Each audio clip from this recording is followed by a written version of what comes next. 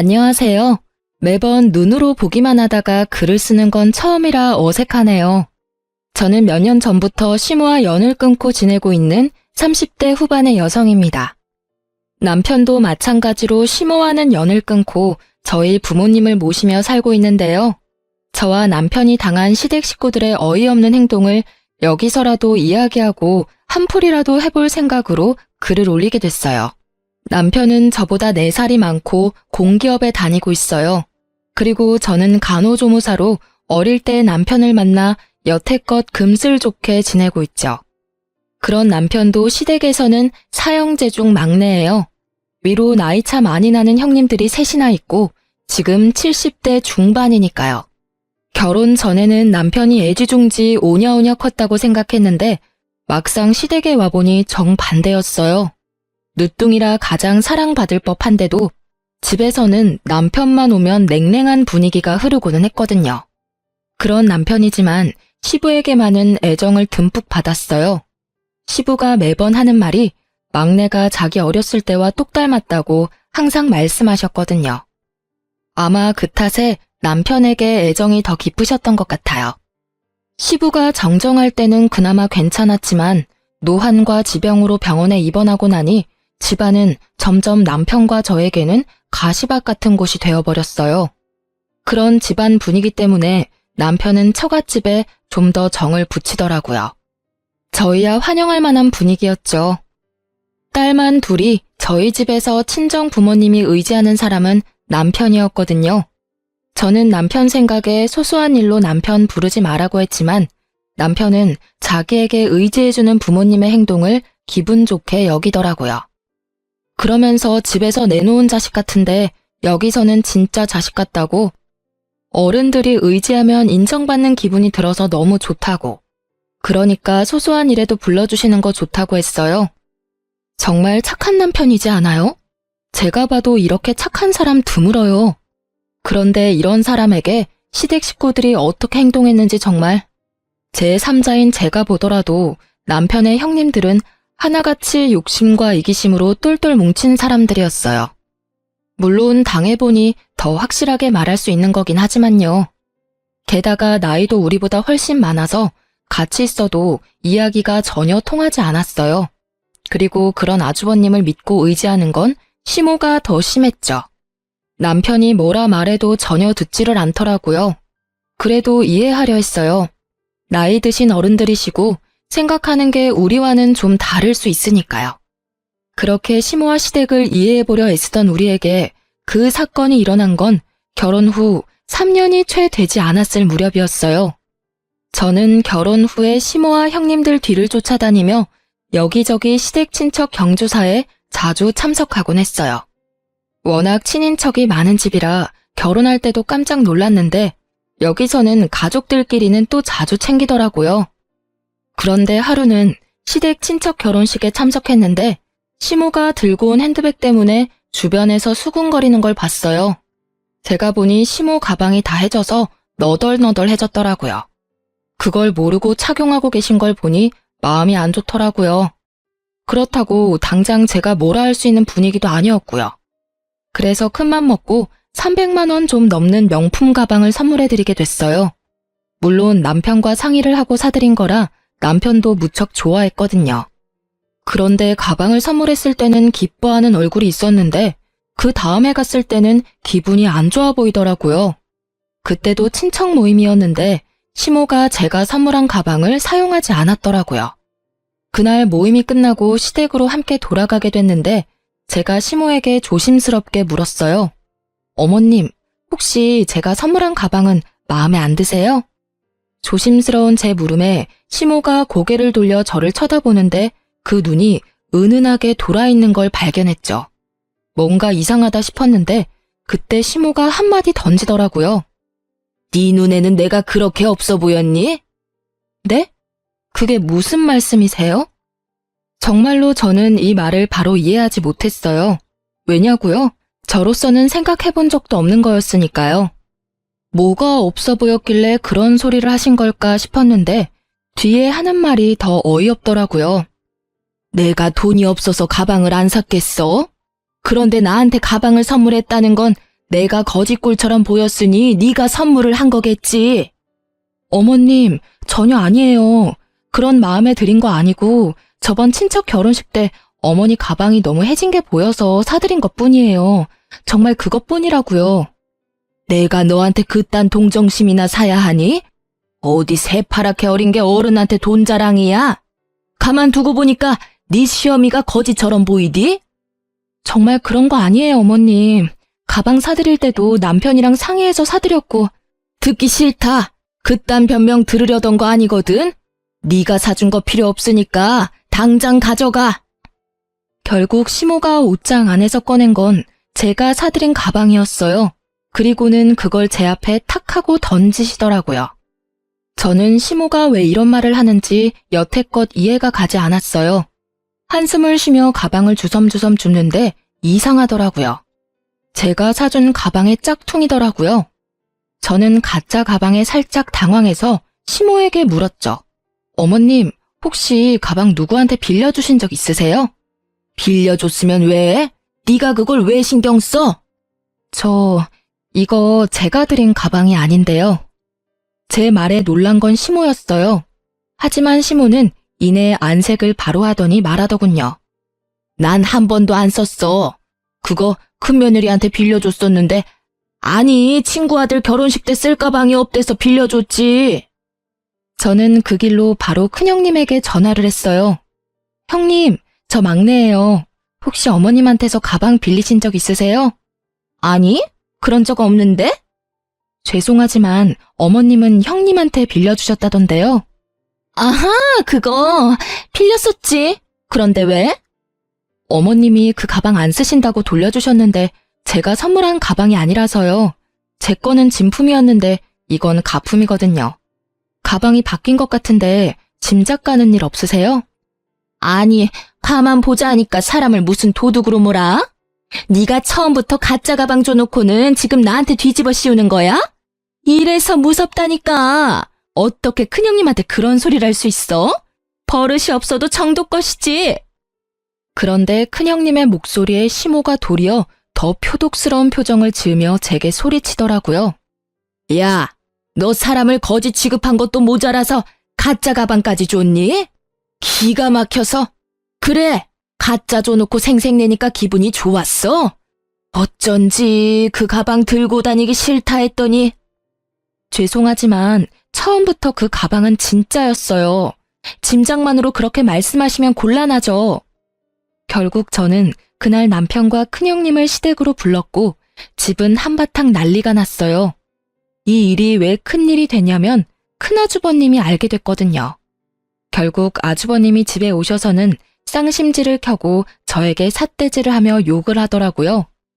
어디 배운 거 없는 티내면서 윗사람한테 누명을 씌워? 그 가방이 가짜면 네가 가짜를 가져온 거지, 어? 새파랗게 어린 게 두 눈 동그랗게 뜨고 아니라고 거짓말을 해? 사람 그렇게 안 봤는데 참 웃기네. 내가 처음부터 마음에 안 들었어. 그래, 비싼 가방이랍시고 어머님한테 가짜 가방 주면서 생색내려고 했었어? 누군 뭐 돈이 없어서 그런 거 안 하는 거라고 생각해? 꼴 같지도 않게 시어른 거지 취급한 게 누군데? 아주버님들이 다 모이니 아주 파티가 났더라고요. 제 욕하는 파티요. 이 기회다 싶었는지 저한테 어찌나 욕을 하는지.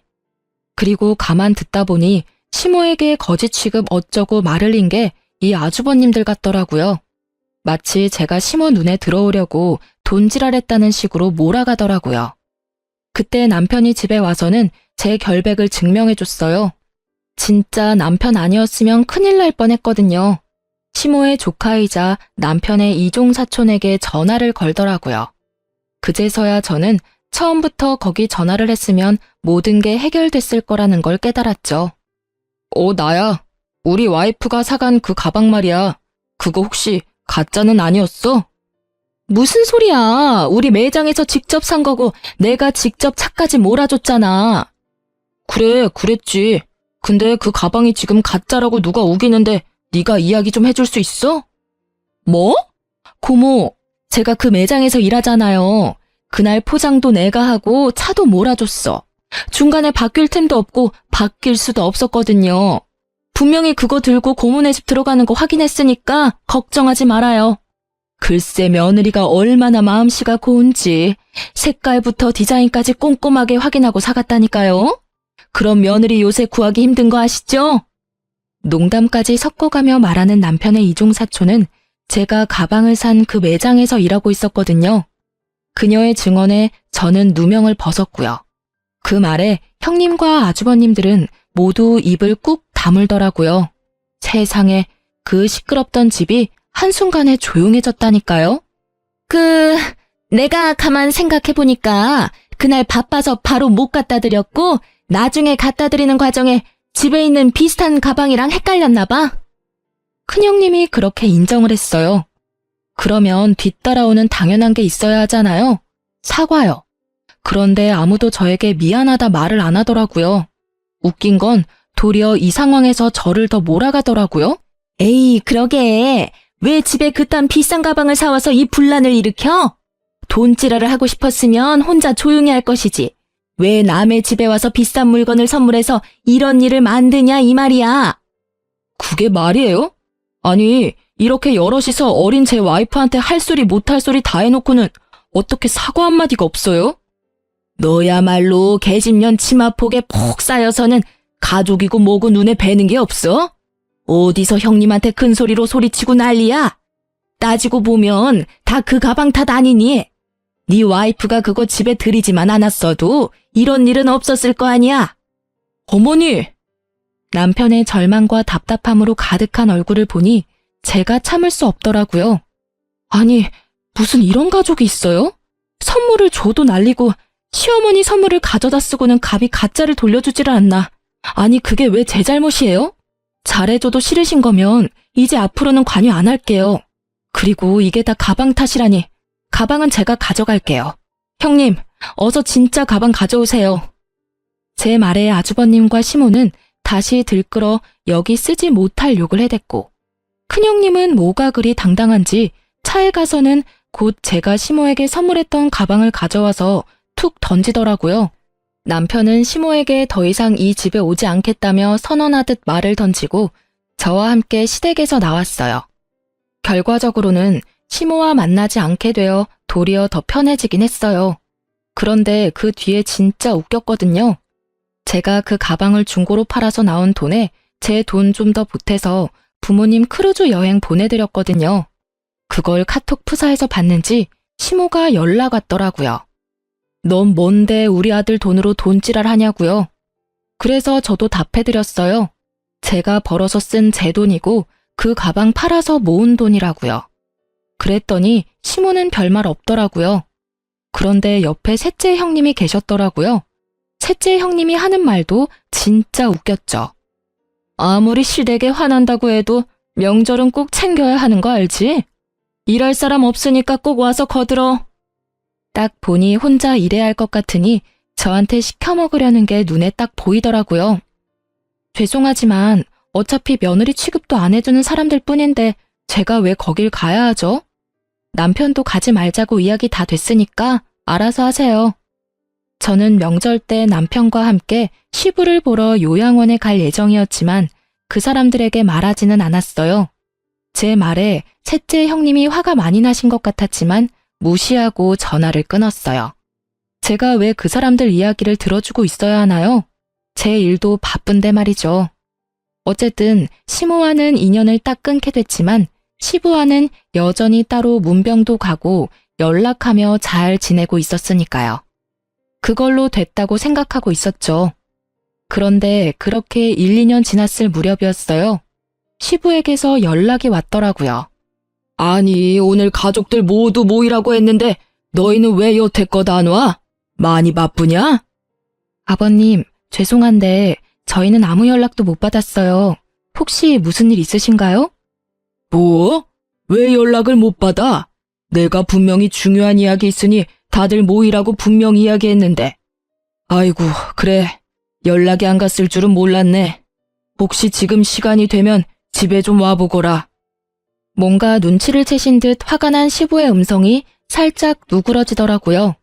저는 남편과 저녁을 빨리 먹고 시댁으로 향했어요. 오랜만에 가는 길이라 기분은 그리 좋지 않았지만 시부가 있었으니까요. 그렇게 시댁에 갔는데 이미 뭔가 한바탕 한 듯 분위기가 좋지 않더라고요. 3명의 아주버님과 3명의 형님들, 그리고 시모가 한꺼번에 저희를 무척 짜증나게 쳐다보더라고요. 어차피 오지 않던 시댁이라 별 상관없는 느낌으로 앉아 있었는데 시부가 갑자기 유산에 대해 이야기를 꺼내더라고요. 내가 나이가 많아. 요새 많이들 산다고는 하지만 그래봐야 10년 살까 말까지. 당장 죽을 정도는 아니지만 재수 없으면 당장 죽을지도 모를 나이고. 시부는 그렇게 자기가 가지고 있던 재산에 관한 서류를 들고 왔더라고요. 이 재산을 어떻게 나눌지 너희들하고 이야기하려고 불렀다. 시부의 말에 둘째 아주버님이 말하더라고요. 아버지, 유산 배분의 막내는 빼야 하지 않겠어요? 아니, 아무리 생각해도 시댁을 개떡같이 알잖아요. 명절에 코빼기도 안 보이고 이 집에서 비싼 가방으로 분란만 일으켰는데 게다가 시어머니 모실 생각도 안 하는데 왜 유산을 나눠요? 그 이야기를 듣고 있는 남편의 표정이 점점 벌겋게 달아오르더라고요. 열이 받을 대로 받아서는 부글부글 끓고 있는 게 제 눈에는 훤하게 배더라고요. 남편은 이제까지 차별받았는데 마지막까지 차별받게 됐다는 생각에 완전 분노 폭발 직전이었어요. 저는 남편의 팔꿈치를 끌어당기며 진정시켰어요. 이야기나 들어보자고요. 그런데 점점 들을수록 저도 기가 막히더라고요. 맞는 말이에요, 아버지. 도대체 왜 여기 왔는지 이해가 안 가요. 제정신이 있으면 이런 자리에는 알아서 빠져야 하는 거 아니야? 어디서 뻔뻔하게 재산 탐내러 여기 와 있는 거야? 그렇게 삼형제가 나란히 저희 부부를 욕하는 와중에 시모는 우리 부부 것만 쏙 빼고 음료와 간식을 내왔더라고요. 아예 없는 사람 취급하겠다 이거죠. 결국 첫째 형님이 쐐기를 박더라고요. 아버지, 막내는 재산 분배해서 빼야 해요. 쟤네도 재산 준다 하시면 저희는 앞으로 제사 못 지내요. 저런 하이에나 같은 것들한테 줄 돈이 어디 있다고 매번 막내를 부르시는 거예요. 결국 이 대목에서 화가 난 건 남편이 아닌 저였어요. 아니, 재산 탐내는 하이에나가 누군데 우리더러 뭐라는 거예요? 우리는 여기 아버님한테 연락받고 왔고 이런 이야기 나올 줄 생각도 못했거든요. 세상에, 하이에나? 그러는 당신들이 하이에나지.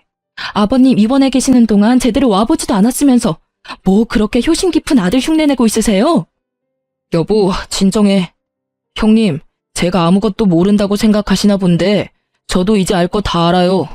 어차피 어머니가 저 빼고 나머지 형님들한테 어머님 가지고 계시던 재산 다 나눠준 거 아니까요. 그렇다고 제가 이제껏 그에 대해 말한 적 한 번이나 있긴 해요. 그 말을 듣고 새 형님의 얼굴은 썩은 동태가 됐고 시부는 그 말에 노발대발하셨어요. 아니, 그 재산을 왜 멋대로 애들한테 물려줬어? 당신 미쳤어? 그 재산이 당신 것도 아니고 내가 맡긴 거 아니야? 아니, 그럼 어떡해요? 애들이 다 힘들다고 난린데. 결국은 애들한테 물려줬어야 할 돈들인데 아까워요? 아까운 게 아니라 그 과정에서 또 막내만 빠졌으니 하는 소리 아니야? 도대체 이 세 놈들한테 왜 나눠준 거야? 다 이유가 있어서 준 거예요. 첫째가 사업이 실패해서 빚이 좀 생겨서 어쩔 수 없이 줬고, 둘째는 주식 때문에 문제가 생겨서 줬죠. 그리고 셋째는 아시다시피 애가 약해서 얼마 전에 입원까지 하는 바람에 수입이 영 없었으니까. 우리가 아는 바에 의하면 저 말들은 다 거짓말이었거든요. 형님의 사업은 적자를 달리고 있긴 하지만 여전히 잘 돌아가고 있었고, 둘째 형님은 주식이 아니라 비트코인을 하느라 빚을 지기는 했지만 시모가 준 돈으로 또 비트코인을 해서 그 돈마저 다 말아먹었거든요. 그리고 셋째 형님은 아픈 데가 없어요. 싹 다 거짓말이었던 거죠. 솔직히 연락하며 지내지는 않아도 형제간이니 이래저래 소문들이 흘러들어올 수밖에 없거든요. 저는 어이가 없고 남편은 여전히 분노에 차 있더라고요.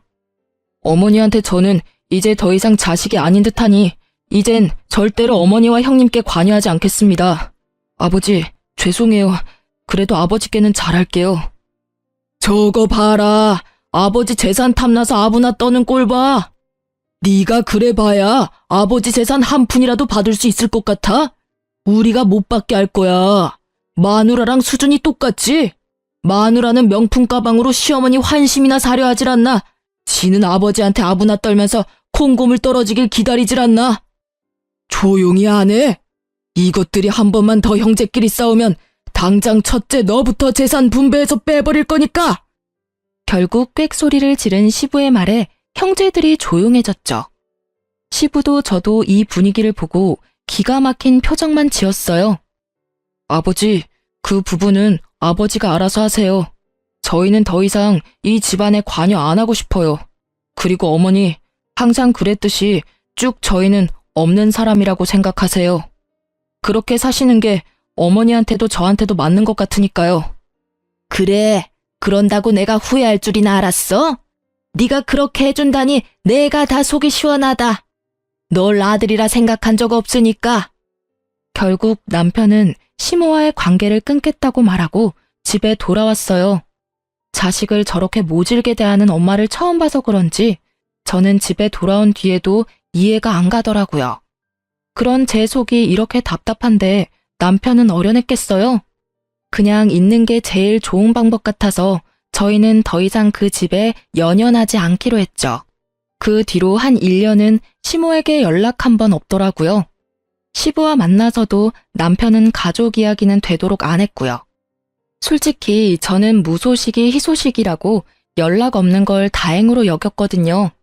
그런데 연락을 끊은 지 1년이 좀 더 지나서 집에 누가 찾아왔더라고요. 보니까 시모와 요양원 직원이라는 사람이 찾아왔더라고요. 시모는 우리 쪽은 쳐다도 보지 않고 여전히 없는 사람 취급이었고요.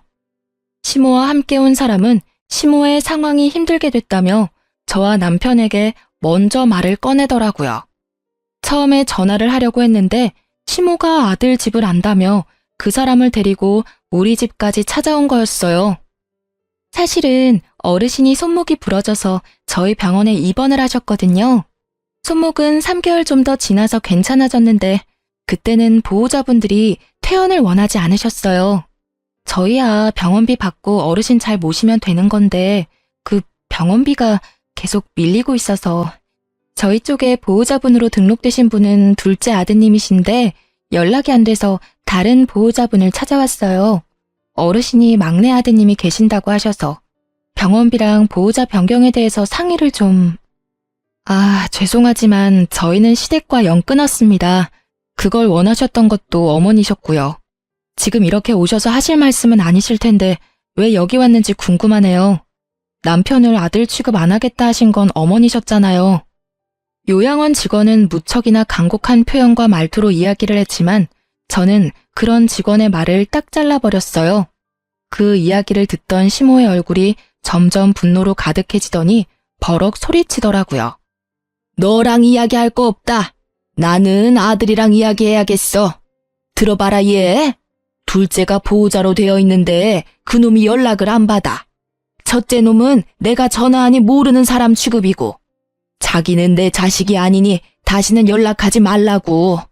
셋째는 자기가 의료급여 수급자라며 자기 같은 처지에 노인 하나 더 맡으면 자기가 죽는다며 앓는 소리를 하지 뭐냐.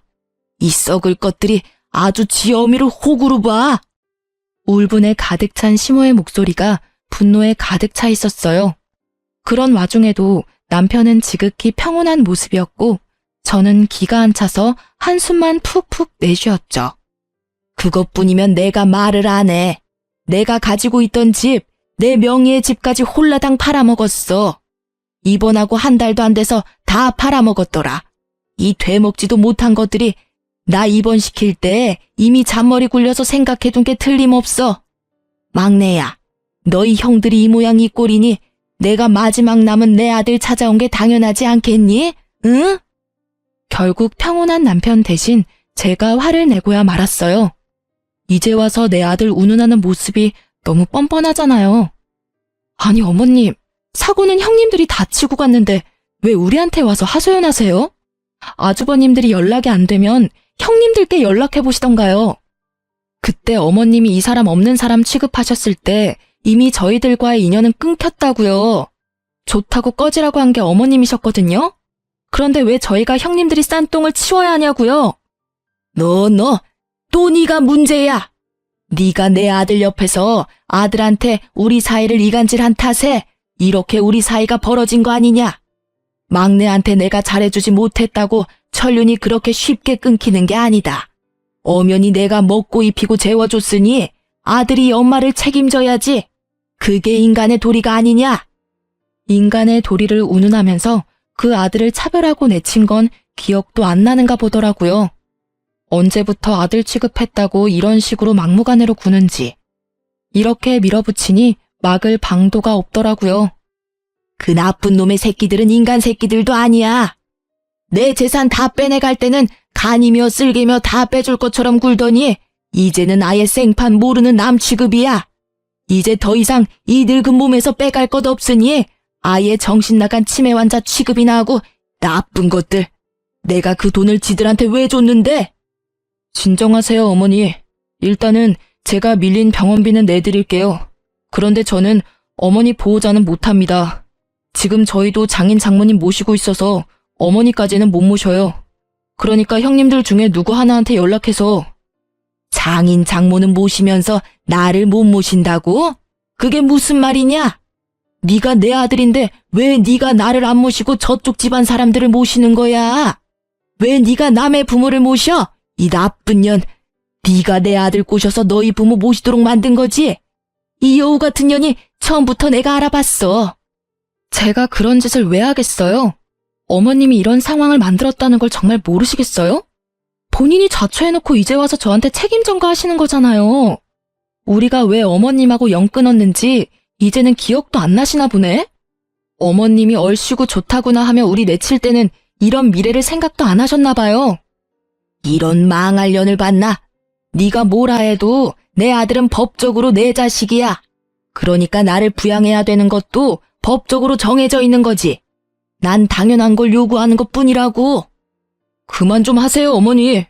어머니 재산을 형님들께 물려준 것도 서운하긴 했지만 그건 어머니 재산이니 제가 왈가왈부할 게 아니라는 걸 잘 알고 있어요. 그렇지만 제가 살면서 차별받은 건 절대로 못 잊어요.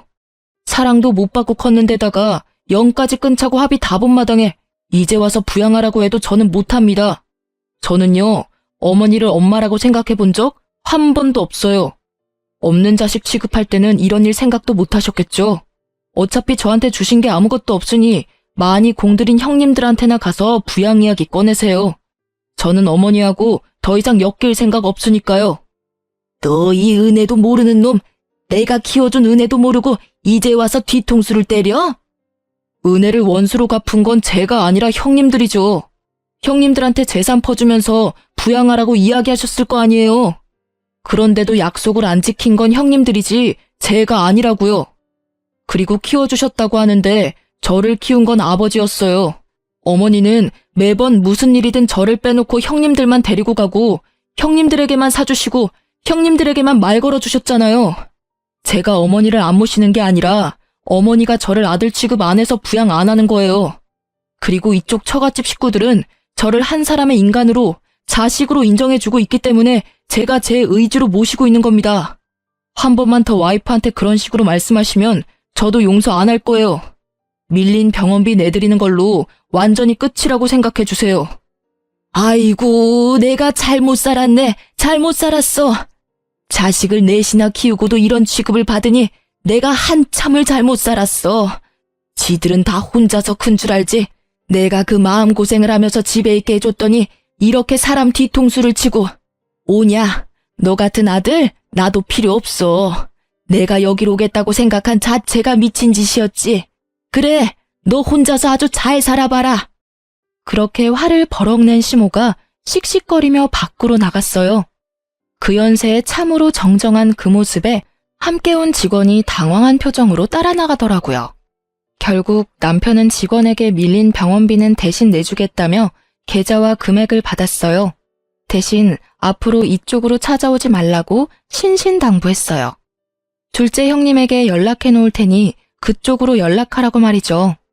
남편은 밖에서 기다리던 시모에게 자기가 마지막으로 해드릴 수 있는 거니 앞으로도 지금처럼 연락 말고 지내자고 당부를 했어요. 그리고 시모가 보는 앞에서 둘째 형님께 전화해서 말하더라고요. 어머니 밀린 병원비 내가 냈는데 앞으로 나는 시모 신경 안 쓸 거다. 호적에서 파든 말든 마음대로 하고 재산은 전부 형님들이 가져갔으니 알아서 어머니 모시고 만약 또 자기한테 어머니가 오시면 아버지에게 전화해서 아버지가 가진 재산까지 형님들 못 가져가게 막겠다고 말이죠. 그랬더니 형님들이 난리가 나서 네가 무슨 권리로 그러냐며 난리치더라고요. 남편이 다 무시하고 전화를 끊자 시모에게 바로 둘째 형님이 전화가 왔더라고요. 왜 거기가 있냐고, 요양원에 있으면 자기들이 다 알아서 하는데 왜 일을 이렇게 만드냐며 시모를 아예 쪼아버리더라고요. 그런데 시모도 가만히 있지는 않더라고요. 너희가 다 연락을 씹으니 자기가 여기까지 와서 이 수모를 당한다며 네가 어떻게 그럴 수 있냐며 눈물 한 바가지 흘려주시고요. 저는 시모의 모습을 보면서 자기 무덤 자기가 판다는 속담이 머릿속에서 떠나질 않더라고요. 그러게 처음부터 남편에게 잘해줬으면 이 착한 남자가 효도하면서 어머니 모시고 잘 살았을 텐데 말이죠. 이제 와서 아들이라며 되돌리려 해도 이미 상처받고 틀어진 관계가 회복되기는 어렵잖아요. 결국 그 뒤로 또 시모와의 연락은 끊겼어요. 다행히 병원비도 잘 내는지 어쩌는지 저희한테도 연락이 없고요. 시부와는 자주 왕래하는 저희가 뜻밖의 사실을 접한 건 어머님 일로부터 한 달쯤 지나서였어요. 그때도 아버님이 그 사실을 알았던 건지 저와 남편을 부르더라고요. 시부는 시모에게 재산을 하나도 받지 못한 남편에게 자신이 가지고 있던 아파트를 하나 남겨주셨어요. 아버님이 직접 아파트 명의를 저희 앞으로 변경해 주셨죠. 그러면서 시부가 말씀하시더라고요. 너희 엄마 너무 미워하지 마라. 다 내 탓이야. 내가 밖에서 자식을 낳아오는 바람에 네 엄마가 비뚤어진 거니 내 탓이지. 아들이 셋이나 있으니 너한테 그리 큰 의미를 두지 않을 거라고 생각했다. 그런데 이렇게 미워할 줄은 몰랐어. 갓난쟁이 때부터 기르면 기른 정이라도 생길 줄 알았는데 그게 아니었나 보다.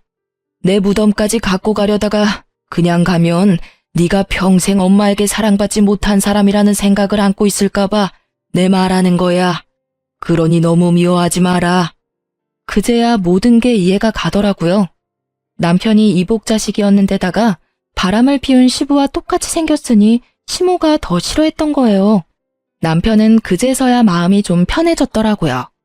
그런데 제 생각과는 다르게 자기가 미움을 받는 이유를 알게 돼서 마음이 편해진 게 아니라 시모와 진짜로 피가 통하는 사이가 아니라는 걸 알게 돼서 개운해진 거라고 하더라고요.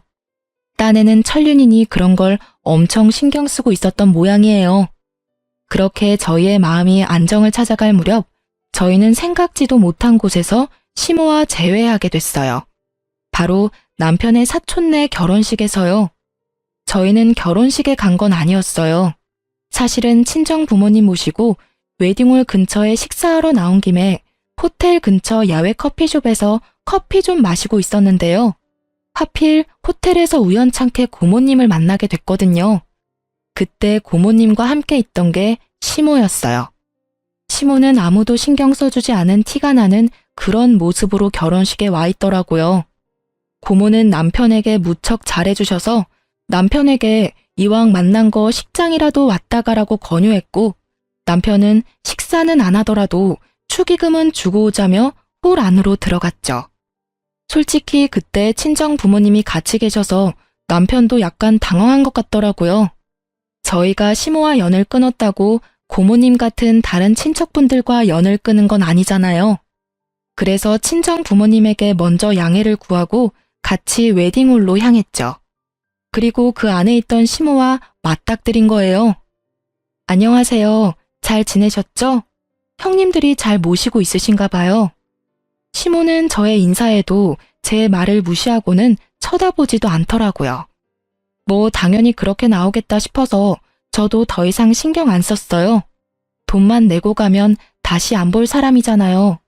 그런데 그때 고모님이 말하더라고요. 어휴, 너희 형님들이 어머니를 잘 모시겠어? 언니 지금 우리 집에 와 있어. 오빠가 부탁해서 우리 집에서 같이 있는데 이 망할 놈의 자식들이 아주 연락도 없고 이번에 결혼식장 온다던데 내 한마디 해주려고. 저는 솔직히 형님들과 아주버님들을 마주치고 싶지 않아서 남편이 빨리 오기만을 기다리고 있었는데 결국은 아주버님과 형님들이 먼저 저와 마주치게 됐어요.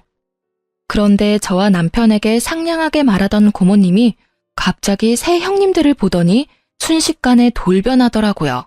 그리고는 사람이 그래도 적은 화장실 근처로 데리고 가서는 형님들에게 한 소리 퍼붓기 시작하더라고요. 너희들, 내가 니들 보려고 여기 결혼식장까지 와 있을 줄 몰랐지? 어떻게 그럴 수가 있어? 어머니를 고모한테 맡겨놓은 자식들이 세상 천지 어디에 있어? 니들 그러는 거 아니야. 돈 다 받았다고 엄마를 없는 사람 취급하고 부양 안 하려고 안간힘 쓰는 거 내가 모를 줄 알아? 저와 남편은 그 대목에서 좀 놀랐죠. 저번에 남편이 시부말을 꺼내고서는 좀 잠잠해지나 했는데 그게 아니었더라고요. 돈만 내고 여전히 요양원에 모시고 있었던 것 같더라고요. 면회도 안 가고 사람을 계속 그렇게 가둬놓으니 결국 시모가 시부에게 연락을 했고 시부는 고모에게 연락해서 시모를 좀 봐주라고 한 것 같았어요. 참으로 대단한 형제들이다 싶었어요. 이렇게 고모의 한마디에 형님들과 아주머님들은 모두 시모를 외면하며 모르는 일인 척하고 있더라고요. 그러면서 하는 말이 더 웃겼어요. 아니, 고모는 외부인이면서 남의 집안사에 왜 그리 간섭이에요? 엄마 모시고 있다고 그거 하나로 우리한테 이러시는 거면 크게 곤란하죠. 저희도 요양원에서 어머니 잘 모시고 있었는데 그걸 강제로 빼온 게 고모잖아요. 내가 빼왔어? 니들이 병원비 또 밀리는 바람에 내가 돈 내주고 내가 데려온 거지. 너희들 아버지가 나한테 부탁을 하더라. 너희 엄마가 너희들한테 얼마나 잘해줬는지 몰라서 이런 식으로 굴어? 그래서 어떻게 할 거니? 엄마 모실 거야 말 거야? 내가 모시면 나는 너희한테서 돈 다 받아낼 거니까 알아서 하고 요양원에 맡길 거면 돈이라도 똑바로 내던가. 저희가 알아서 할 테니까 저희한테 넘기세요. 그러게 뭐하러 어머니 데려가셔서 사서 고생하시는 거예요? 그 말에 터진 건 고모님이 아니라 시모였어요. 야, 이 나쁜 놈아! 너 내가 너를 그렇게 키웠어? 어떻게 형제 셋이 나란히 나를 물먹일 수가 있어? 너희들 내가 연락할 때마다 바쁘다고 하면서 다른 형제들한테 전화하라며 미뤘지? 그리고 며느리들, 너희들도 마찬가지야. 내가 전화하면 바쁘다고 끊기 바쁘고 뭐 돈 나갈 일 있으면 돈 없다며 돈 원할 때만 찾지 말라고 소리 빼찌르고 너희가 인간이야? 인간 탈을 쓴 짐승이지? 그래, 나한테서 돈 될 만한 거 다 가져가고 나니 이제 이 늙은이는 바람 빠진 풍선같이 쓸모가 없지? 이럴 줄 알았으면 내가 너희들한테 잘해줄 일이 아니었어. 막내 하나한테 다 물려주는 건데. 봐라, 지 부모도 아닌 처가 식구들까지 챙기며 살고 있는 걸 봐. 내가 저걸 보면서 얼마나 후회가 됐는지 아냐? 나한테 잘하겠다고 입으로만 백날 이야기하는 너네들이 아니라 행동으로 모든 걸 보여주는 막내한테 투자했어야 했어, 이 망할 놈들아. 결국은 시모의 분노가 터져버렸고 아주버님들은 또 그들대로 골이 날 대로 났더라고요. 아니, 그렇게 좋으시면 막내한테 가세요. 가시면 될 거 왜 우리한테 와서 들러붙으려고 하시냐고요. 좋은 자식 있으면 좋은 자식한테 가면 되시지. 아, 저번에 연 끊으시면서 절대로 안 본다고 하신 게 마음에 걸리세요? 그리고 막내도 생각이 있으면 어머니 받아주겠어요? 저희랑 다 같이 대놓고 차별하고 없는 사람 취급하셔놓고는. 너희들이 아니었으면 내가 그렇게 하지도 않았겠지. 그리고 너희들은 내가 가지고 있는 게 없다고 생각하나 본데 내가 가지고 있는 하나가 아직 있어. 그거는 너희한테 절대로 안 주기로 했다. 벌써 수령인까지 싹 다 바꿨거든. 내 사망보험금. 시모의 입에서 사망보험금이라는 단어가 나오자 형님들과 아주머님들의 눈빛이 정말 순식간에 바뀌더라고요. 그러면서 갑자기 형님들이 어머니에게로 달려가서는 이산가족 상봉한 것처럼 어머니, 어머니, 우리랑 같이 가세요 하며 곡소리를 내는데 이건 뭐 거의 꽁트였죠. 남의 결혼식에서 이렇게 웃긴 연극 찍는 것도 참 어찌 보면 대단한 재능이잖아요. 보통 뻔뻔해서는 이런 일을 할 수 없으니까요. 정말 그 꼴을 보는데 기도 안 차더라고요. 그런 가족들을 한심한 표정으로 지켜보던 고모가 한 말씀 던지셨어요. 사망보험금 하나에 다시 또 이렇게 부모님 사랑이 샘솟냐? 언니, 내가 이 말까진 안 하려고 했는데 도대체 자식 농사를 어떻게 한 거유? 이 눈들 좀 봐. 세상에 그렇게 모셔가라고 할 때는 왜 자기들한테 떠넘기냐며 눈에 쌍심지를 켜고 달려들더니 보험금 한마디에 아주 효자가 셋이나 생겼네. 말해봐요. 어떻게 키우면 저런 불효자를 셋이나 만드는지. 고모님의 빈정거림에 시모의 얼굴이 벌겋게 달아오르더라고요. 그럴 수밖에요. 그 사망보험금 단어 하나에 시모를 무시하고 이쪽 저쪽 보내기 바빴던 형제들이 아주 효자가 돼서 내가 모시네 너는 안 되네 하고 있으니 말이죠. 게다가 친척 결혼식이다 보니 남편 친척 사람들이 모두 모여있던 자리라 그 사람들의 눈을 완전히 피할 수는 없었거든요. 그 친척들이 혀를 차며 시모와 새 아주버님께 한 말씀씩 던지더라고요. 저것도 자식이라고? 자네 자식들은 없다 생각하는 게 낫겠네. 저거야 원 자식이 아니라 빚쟁이지. 돈을 그만큼 뿌리면 뭐래? 자식들이 인간이 덜 됐는데. 그래, 사망보험금 혹시라도 자식들한테 미리 넘기지 마. 그러다가 또 저번처럼 팽당하고 요양원에서 천덕꾸러기 신세 못 면해. 저것들 얼굴 봐봐. 저거 사람 얼굴인가? 아주 돈벌레 같은 인간들이구만. 그 훈수두는 말에 시모의 수치스러움이 극에 달했고 결국 시모는 아주버님들에게 너희에게는 절대 안 준다며 소리를 꽥 지르고는 나가버리더라고요. 저희는 뭐 시모에게 보험금이 있든 없든 알 바 아니니까요. 그 사람들 일이니 그냥 구경했죠. 좋은 구경 잘했어요. 많은 사람들이 처음에는 우리 남편과 제 탓을 많이 했거든요. 그런데 이렇게 많은 친인척들 앞에서 우리가 잘못된 게 아니라는 걸 아주버님과 형님들이 몸소 알려주셔서 저희는 나쁜 사람에서 벗어났거든요. 그 뒤로 고모님과 연락이 돼서 소식을 들었는데 참으로 딱하고 웃기더라고요. 새 형님들이 눈에 불을 켜고 시모를 쫓아다닌대요. 셋이서 피 터지게 싸우는데 유산 나눠 가를 때보다 더하다고 해요. 시모는 그런 자식들의 모습에도 도리어 화가 더 난다고 하시더래요. 그럴 수밖에 없죠. 이제껏 무시하다 사망보험금 때문에 자기한테 잘해주다니. 물론 보험금 받을 때는 시모가 죽고 난 다음이지만 그 전에 수급자 변경하면 또 버림받을까봐 전전긍긍하고 있는 게 뻔하잖아요. 그런데 고모가 몰래 알려주시기를 시모에게는 사망보험금이 없대요. 사망보험금 이야기는 고모가 시모에게 이야기해준 거였고 시모가 그걸 이용하고 있다는 거더라고요. 그걸 모르는 형제들이 열심히 시모에게 돈을 쓰고 있으니 웃긴 꼴이죠. 저러다 사망보험금 없다는 걸 알고 나면 어떻게 행동할지 궁금하네요. 그러게 착한 막내 아들에게 잘 좀 해줬으면 평생 잘 모시고 살았을 일을. 본인 고생길을 본인이 알아서 가고 있는 게 참 딱하다며 고모님이 한탄하는 소리가 마음에 와닿더라고요. 저희 부부는 그런 싸움들에서 벗어나 친정 부모님들과 함께 여행도 다니며 진짜 가족다운 즐거움을 느끼고 살고 있어요. 시모와 아주버님들을 만나지 않으니 세상이 평화로워요. 남편은 결혼식에서 시모와 형님의 모습을 보고 하나도 변하지 않은 그들의 태도에 마음을 많이 놓았다고 해요. 그리고 저도 솔직히 그분들 덕택에 남편이 우리 부모님에게 많이 의지하고 또 의지되어줘서 고마운 상황이고요. 좋은 자식 내치고 하나같이 욕심 많고 이기심으로 똘똘 뭉친 자식들만 남긴 시모가 참으로 딱하지만 한편으로는 그런 행동이 저희 집에는 도움이 되어 다행이라는 생각도 듭니다. 제 사연이 생각보다 길었네요. 쓰다 보니 쌓인 것들을 풀어내느라 말이 길어진 것 같아요.